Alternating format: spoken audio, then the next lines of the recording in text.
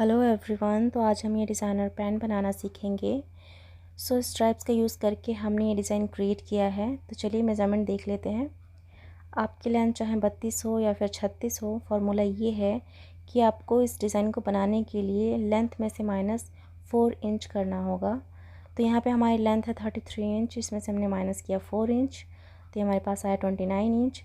और ये half inch इसलिए, अगर आप कॉटन के फैब्रिक की पैंट बना रहे हैं तो ही प्लस करें, अदरवाइज़ ना करें। तो ये लेंथ अभी हमारे पास 29 एंड हाफ इंच, तो ये हम फैब्रिक पर मार्क करेंगे। ये है वेस्ट हमारी 27 इंच, और इसका चौथाई हिस्सा आप निकाल लें तो ये 6.2 सेंटीमीटर है। एंड प्लस हमने इसमें किया है 1.5 इंच, जो आगे के पल्ले में हम प्लीट्स डालते हैं उसके लिए। एंड ये प्लस है 1 इंच सीम अलाउंस के लिए। तो इन तीनों को प्लस करने के बाद हमारे पास है 9.2 सेंटीमीटर। तो ये हम फैब्रिक पर मार्क करेंगे। और ये थाई है हमारी 21 इंच, और इसका हाफ लेंगे हम 10.5 इंच। और थाई के अकॉर्डिंग ही हम आसन लेते हैं। तो यहाँ पे थाई के अकॉर्डिंग आसन है हमारा 8.5 इंच, और मोहरी है 6 इंच। तो चलिए फैब्रिक पे अब इसे मार्क कर लेते हैं।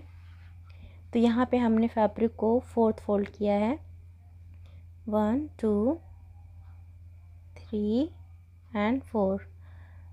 तो इस फैब्रिक को फोल्ड करने का भी फार्मूला है। फार्मूला ये है कि आपकी थाई का हाफ, यानी कि हमारे पास जो थाई का हाफ था 10.5 इंच, उसमें हमें 4 इंच प्लस करना होता है। तो ये रहा हमारा थाई का हाफ 10.5, और इसमें हम 4 इंच प्लस कर लेंगे तो ये हमारे पास आएगा 14.5 इंच। तो इस तरीके से आपको फैब्रिक के ऊपर मार्क करके और फैब्रिक को फोल्ड कर लेना है, ठीक है, ताकि एक्स्ट्रा फैब्रिक जो है वेस्ट ना हो। यहाँ पे मैं स्केल की हेल्प से फैब्रिक की किनारी जो है उसे सीधा कर लेती हूँ, ताकि जो भी तिरछा हो वो इक्वल हो जाए। और यहाँ पे 3 इंच का निशान लगा लेंगे बैक पल्ले के लिए। बैक का जो पल्ला होता है वो फ्रंट पल्ले से थोड़ा बड़ा होता है। इस तरीके से अब हम लेंथ को मार्क कर लेंगे। तो लेंथ हमारी थी यहाँ पे 29.5 इंच, और एक इस साइड हम निशान लगा लेंगे। तो आप देख लीजिए 29.5 इंच पे हम इस तरीके से निशान लगा लेंगे। तो अब आपको इसको स्केल की हेल्प से स्ट्रेट लाइन ड्रॉ कर लेनी है। तो यहाँ जो हमने 3 इंच का निशान लगाया था, इसके नीचे हमें आसन का निशान लगाना है। तो आसन हमारे पास है 8.5 इंच, तो एक निशान हम यहाँ लगा लेते हैं, और स्केल की हेल्प से इसे भी स्ट्रेट लाइन ड्रॉ कर लेते हैं। तो यहाँ पे हम वेस्ट का निशान लगाएंगे 9.2 सेंटीमीटर, और ये 2 इंच एक्स्ट्रा बैक पल्ले के लिए। थाई है हमारी 10.5 इंच, तो यहाँ पे 10.5 इंच पे निशान लगा लेंगे, और यहाँ पे 1.5 इंच का, और उसके बाद यहाँ पे 2 इंच का। तो ये आसन की गोलाई करने के लिए मैंने निशान लगाया है। तो ये हमारा फ्रंट पल्ले का आसन है, और इसकी गोलाई इस तरीके से ड्रॉ कर लेंगे। और ये है बैक पल्ले का आसन, और ये लाइन ऊपर तक जाएगी, और इसकी गोलाई यहाँ से कर लेंगे। इस तरीके से ये लाइन तिरछी ड्रॉ करेंगे, और इसका हम हाफ़ लेंगे। तो ये हमारे पास है 12.2 सेंटीमीटर, तो इसका हाफ़ होगा 6.1 सेंटीमीटर। तो ये 6.1 सेंटीमीटर का निशान हम एक वेस्ट लाइन पे भी लगाएंगे, और यहाँ पे हम 1.5 इंच का मार्जिन लेंगे प्लीट्स डालने के लिए। और इसकी जो लेंथ है वो 4.5 इंच लेंगे। तो अब हम 6.1 सेंटीमीटर का निशान एक सेंटर पे लगा लेते हैं, और एक मोहरी पे। हमारी मोहरी जो थी 6 इंच की है, तो 3 इंच इधर और 3 इंच इस साइड मार्क कर लेंगे सेंटर लाइन से, और 2 इंच एक्स्ट्रा ले लेंगे बैक पल्ले के लिए। तो इस स्केल की हेल्प से आपको शेप ड्रॉ कर लेनी है। तो पहले हम फ्रंट पल्ले की ड्रॉ करेंगे, उसके बाद बैक पल्ले की। अब स्केल को उल्टा करके आपको रखना है इस तरीके से, और इसे मैच करते हुए ड्रॉ कर लेना है, और यहाँ पे हल्का सा ऊपर कर लेंगे। तो अब हम इसकी कटिंग कर लेते हैं। तो निशान के बाहर ही आप कैंची चलाएं।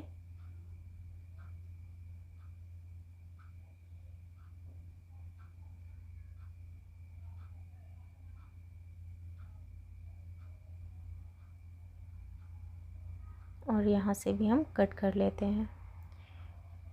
यहाँ पे एक हम कट का निशान लगा लेते हैं चारों पल्लों में, और ये जो फैब्रिक जॉइंट है उसे कट करके अलग कर लेंगे।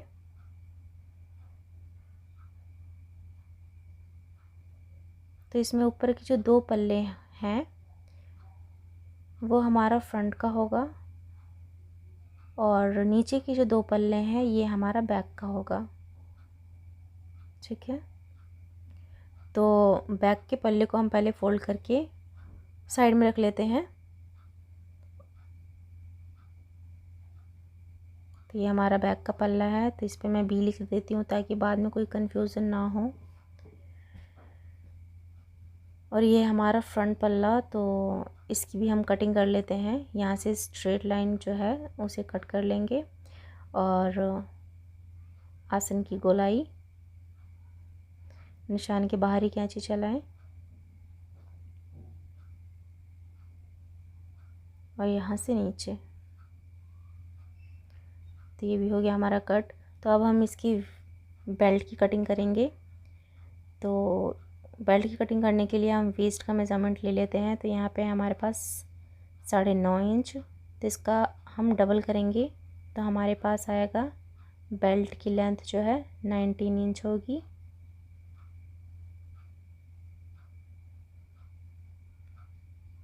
बैक पार्ट की भी वेस्ट की लेंथ हम मेज़र कर लेते हैं। तो ये हमारे पास है 12 इंच, और ये डबल होके हो जाएगा 24 इंच। तो इसकी लेंथ जो होगी 24 इंच की होगी। तो यहाँ पे ये किनारी आपको कट करके अलग कर लेनी है। और बैक की जो बेल्ट की लेंथ है वो होगी 24 इंच, और इसकी जो विड्थ है वो होगी 3.5 इंच। ठीक है, तो 3.5 इंच हम मार्क कर लेंगे विड्थ इसकी, और एक निशान यहाँ लगा लेते हैं। और इसकी लेंथ ले लेते हैं 24 इंच। तो ये रहा 24 इंच, और स्केल की हेल्प से इसे स्ट्रेट लाइन ड्रॉ कर लेते हैं। अब हम फ्रंट पल्ले की बेल्ट की लेंथ की कटिंग कर लेंगे। तो इसकी विड्थ जो है हम 3.2 सेंटीमीटर लेंगे, और इसकी लेंथ होगी 19 इंच। तो यहाँ पे 3.2 सेंटीमीटर का निशान लगा रहे हैं, और इसकी लेंथ ले लेंगे अब 19 इंच। इसे भी ड्रॉ कर लेते हैं। तो अब हम इसकी कटिंग कर लेंगे।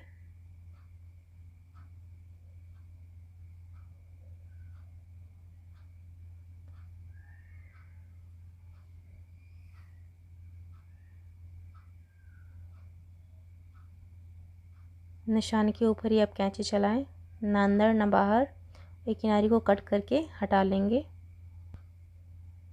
तो बस हो गया हमारा बेल्ट का कटिंग, फ्रंट एंड बैक। तो अब हम इलास्टिक की कटिंग करेंगे। तो इसके लिए हमारी वेस्ट है यहाँ पे 27 इंच। फार्मूला ये है कि आपकी जो भी वेस्ट आती है मेज़रमेंट करने के बाद, उसमें से आपको -8 इंच करना है। तो -8 इंच करने के बाद हमारे पास है 19 इंच। 19 इंच का हाफ करेंगे हम, 9.5 इंच आएगा। तो जो इलास्टिक की लेंथ होगी वो हम 9.5 इंच की लेंगे, और 1 इंच चौड़ी इलास्टिक हम यूज़ करेंगे। तो ये है इलास्टिक कट करने का फार्मूला। अगर आप सिर्फ बैक में इलास्टिक लगा रहे हैं तो वेस्ट जो भी आता है आपको उसमें से -8 इंच करना है। यहाँ पे हमारा 19 इंच आया है, उसमें से हमने 19 का हाफ़ किया है तो 9.5 इंच आया है। तो 9.5 इंच की लेंथ हम लेंगे इलास्टिक की। तो ये है हमारे पास 1 इंच चौड़ी इलास्टिक, और इसकी लेंथ हम ले रहे हैं 9.5 इंच। ठीक है,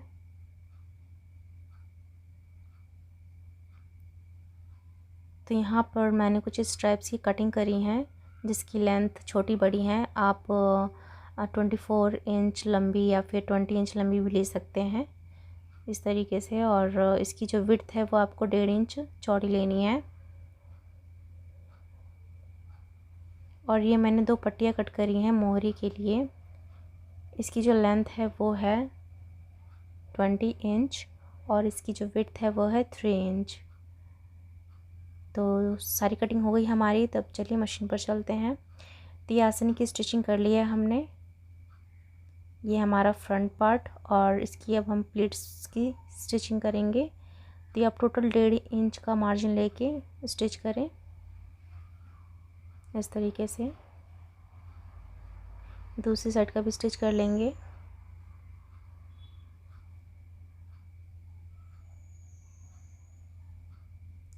अब हम इसमें बेल्ट जॉइंट कर लेंगे।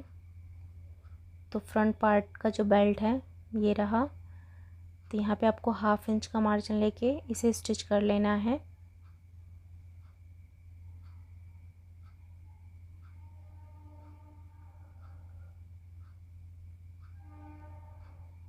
तो बस ये भी हो गया हमारा कंप्लीट। एक्स्ट्रा फैब्रिक जो भी है उसे कट करके अलग कर लेंगे। यहाँ पे आपको 1/2 इंच अंदर फोल्ड करके इस तरीके से सेंटर से फोल्ड करके और इसके किनारे पे सिलाई लगानी है।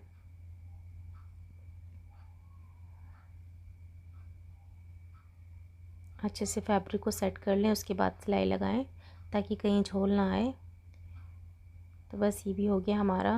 दोनों साइड जो भी एक्स्ट्रा फैब्रिक है उसे भी कट करके हम इक्वल कर लेंगे।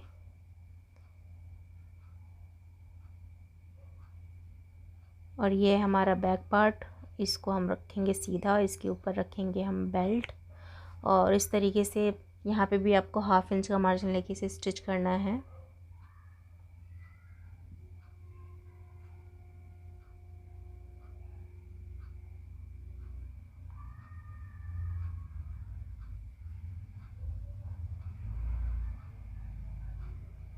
सो ये भी हो गया हमारा कंप्लीट। तो अब हम फ्रंट पार्ट को इसके साथ ज्वाइन करेंगे। तो इसका जो एक्स्ट्रा फैब्रिक है उसे हम पहले कट कर लेते हैं।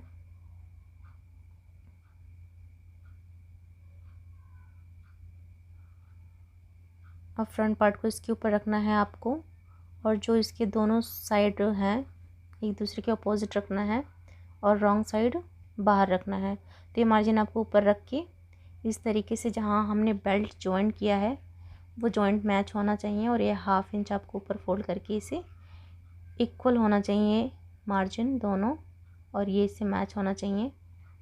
इस तरीके से आपको पकड़ के 1 इंच का मार्जिन लेके स्टिच करना है। और यहाँ पे जो हमने कट लगाया था ये कट से कट मैच होना चाहिए।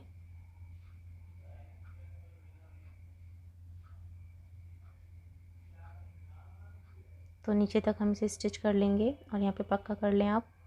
दूसरी साइड से भी ऐसे ही, जहाँ से हमने बेल्ट जॉइंट किया था वो जॉइंट पार्ट मैच होना चाहिए, और 1/2 इंच ऊपर फोल्ड करके आपको इस तरीके से स्टिच कर लेना है। यहाँ पे आप 1 इंच का मार्जिन ले अच्छे से पक्का करके तब स्टिच करें। और यहाँ पे भी जो कट है वो कट से कट मैच होना चाहिए, ताकि नीचे मोहरी पे जाके मोहरी जो है छोटी बड़ी ना हो। तो इस तरीके से आप यहाँ पे पक्का कर लें। तो ये भी हो गया हमारा कंप्लीट। तो इसमें हमने सिर्फ एक साइड को स्टिच किया है और दूसरा साइड अभी हमने खुला रखा है, क्योंकि अभी हमें इस पर डिज़ाइनिंग का काम करना है। तो ये है हमारी पट्टी जो 3 इंच चौड़ी थी, और इसकी जो लेंथ है वो मोहरी के अकॉर्डिंग मैंने मेज़र करके कट कर लिया है। तो ये हमारे पास है 14 इंच। तो इसे उल्टा करके हम 1/2 इंच का मार्जिन लेके स्टिच कर लेंगे।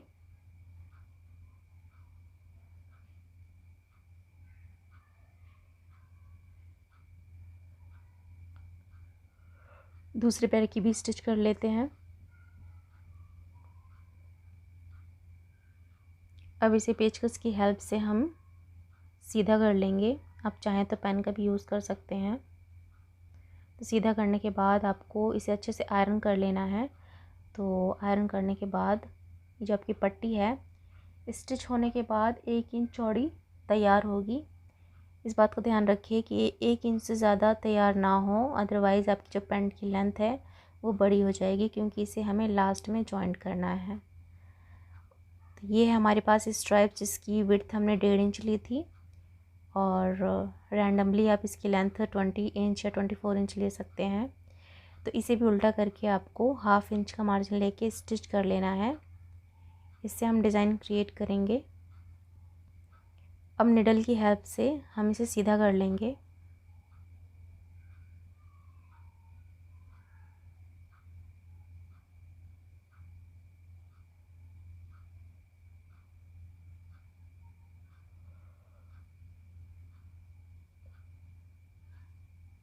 सीधा करने के बाद आपको इसे अच्छे से आयरन कर लेना है ताकि ये अच्छे से सेट हो जाए फैब्रिक।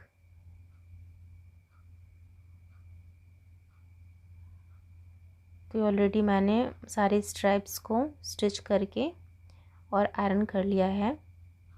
तो ये मेरे पास टोटल है 1 2 3 4 5 6 7 8। तो 8 पीसेस में आपके दोनों पैरों की डिज़ाइनिंग आराम से हो जाएगी। तो ये हमारी पैंट की मोहरी, इसे हम नीचे से 1 इंच फोल्ड करेंगे, यानी कि half inch than half inch.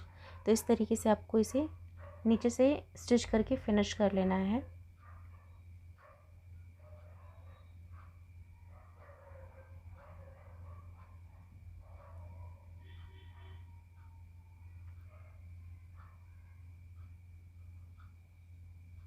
दूसरे पैर की भी कर लेते हैं, हाफ इंच फोल्ड करके स्टिच कर लें।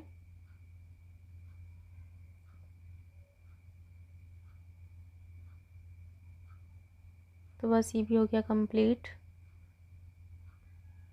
तो यहाँ पे मैंने लिया है एक न्यूज़पेपर जिसकी लेंथ है 16 इंच और इसकी जो विड्थ है वो है 6 इंच। इस न्यूज़पेपर को हम इस मोहरी के नीचे रखेंगे, रॉन्ग साइड ऊपर रहेगा। यहाँ पे आपको टाका बड़ा कर लेना है अपनी सिलाई का, और सिलाई जो है हाफ इंच के गैप पे लगानी है, किनारे पे नहीं लगानी। तो इस तरीके से सिलाई कर लें। अभी जो हमारी मोहरी की पट्टी है, जहाँ से हमने फ़ोल्ड किया है ये नीचे रहेगा, और ये जो हमने स्टिचिंग करी थी ये ऊपर रहेगा। तो इसे स्टिच करने से पहले हम 3-3 इंच के गैप पे निशान लगा लेंगे इस तरीके से, और इसी निशान के ऊपर रख के आपको इस पट्टी को स्टिच करना है, सिलाई बीच में लगानी है। तो यहाँ पे भी जो सिलाई का टाका है वो बड़ा ही रहेगा, क्योंकि बाद में हमें इसे खोलना है। ये न्यूज़पेपर जो एक्स्ट्रा है उसे कट करके हटा दें। तो अब हम इसे सेंटर से फोल्ड करके इसकी फिटिंग का निशान लगा लेंगे पहले।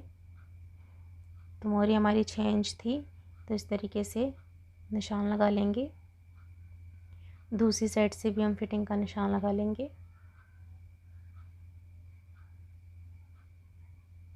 6 इंच पर, और यहाँ से सीधी लाइन ड्रॉ कर देंगे। अब इसे खोलकर सबसे पहले 1 इंच पर निशान लगाएंगे, उसके बाद 2 इंच पे, उसके बाद 2 इंच पे, यानी कि 2-2 इंच की गैप पे हम इस पे निशान लगा लेंगे। लास्ट में हमारे पास 1 इंच बचेगा। तो नीचे भी हम सबसे पहले 1 इंच पे निशान लगा लेते हैं, उसके बाद 2-2 इंच की गैप पे निशान लगा लेंगे, और नीचे भी हमारे पास लास्ट में 1 इंच का गैप बचेगा। तो ये स्ट्राइप्स जो है मैंने ऑलरेडी कट कर लिए हैं इस तरीके से, और टोटल मेरे पास ये 12 पीसेस हैं। तो एक पैर की डिज़ाइनिंग में आपके 12 पीसेस लग जाने हैं। इसकी जो लेंथ है वो एक बार मैं आपको मेज़र करके दिखा देती हूँ। ये टोटल 5 इंच है इसकी लेंथ। सो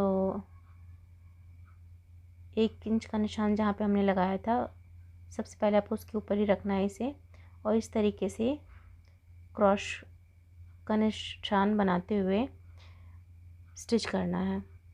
तो चलिए अब हम इसे स्टिच कर लेते हैं। हाफ इंच का मार्जिन ऊपर रहेगा और हाफ इंच का नीचे। तो सिलाई जो है आपको बिल्कुल किनारे पे चलानी है, और निशान के ऊपर रख के ये डिज़ाइन क्रिएट करना है।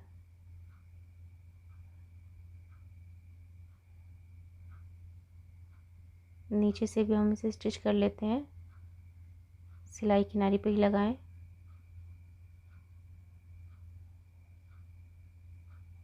ये लास्ट की जो 2 हैं वो लास्ट में स्टिच होंगे। तो न्यूज़पेपर को हटा लेंगे और जो हमने बड़ी सिलाई लगाई थी उसे खोल लेंगे।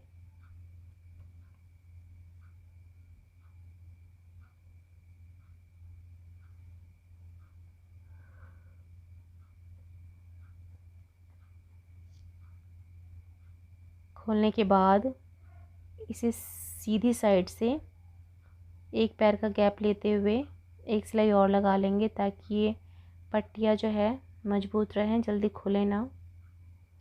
नीचे की साइड भी एक पैर के गैप पे सिलाई लगा लेंगे इस तरीके से।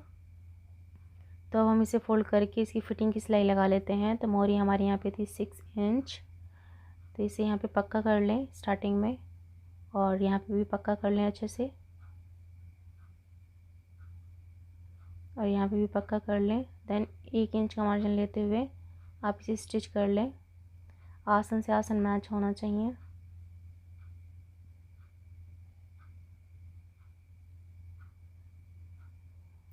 तो बस हो गया हमारा कंप्लीट। सो इस तरीके से जो हमारा लास्ट का रह गया था उसे एक दूसरे के ऊपर रख के इस तरीके से क्रॉस का डिज़ाइन बनाते हुए स्टिच कर लेंगे। यहाँ पे आपको सिलाई बिल्कुल किनारे पे लगानी है और अच्छे से इसे पक्का कर लें ताकि ये खुले ना। जो दूसरी पट्टी है उसे इसके ऊपर रख के स्टिच करेंगे। इस तरीके से क्रॉस का डिज़ाइन बन जाएगा और इसके किनारे पे बिल्कुल सिलाई लगानी है आपको। इसे भी आप अच्छे से 2-3 बार सिलाई लगा के पक्का कर लें ताकि ये खुले ना।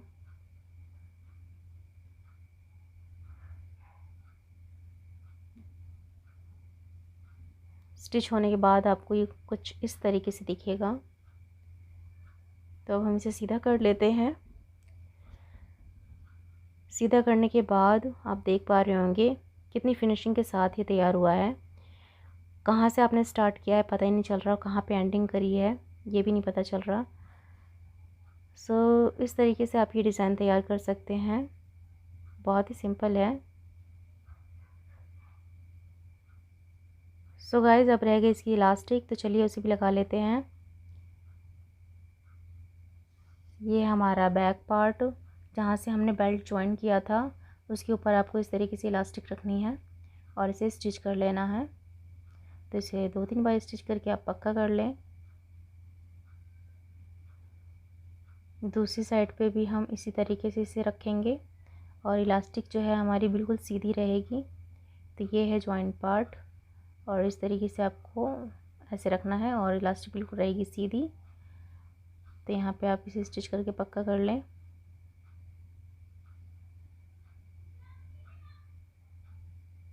और इसे फोल्ड करके आपको 1/2 इंच का मार्जिन अंदर फोल्ड करना है और इसके किनारे पे सिलाई लगा लेनी है। ध्यान रहे कि इलास्टिक सिलाई में ना आए।